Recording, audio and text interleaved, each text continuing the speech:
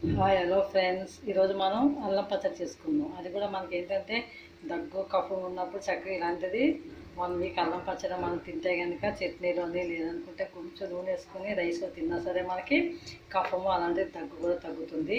చూస్తున్నాం కదా, అల్లం తీసుకున్నాము, ఎండుమిర్చి, ధనియాలు కొంచెం ఎక్కువ తీసుకోవాలి, జీలకర్ర తీసుకోవాలి, కరివేపాకు, వెల్లుల్లి, అలాగే బెల్లం కూడా సమాన క్వాంటిటీ తీసుకోవాలి, చింతపండు, సాల్ట్, పసుపు కూడా వేసుకోవాలి, కాల్చిన పసుపు.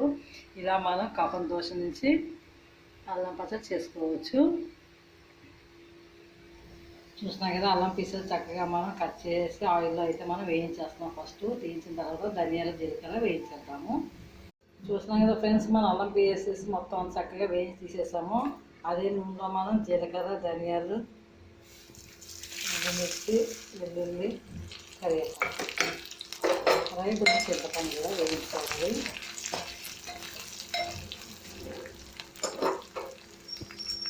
సాల్ట్ వేద్దాము, అలాగే చిక్కుడు పసుపు కూడా వేద్దాము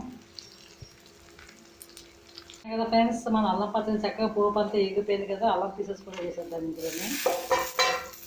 అలానే బెల్లం కూడా ఎక్కువ తీసుకోవాలి. ఇలా మనం అల్లం పచ్చడిని చల్లగా అయిన తర్వాత మనం మిక్సీ చేద్దాము. ఇందులో కొంచెం వేసేద్దాము. పోపు అంతా వేగింది, అలాగే బెల్లం, అల్లం పీసెస్ కూడా యాడ్ చేసాము అనుకుంటున్నాను. ఇప్పుడు మనం మిక్సీలో వేసేద్దాం.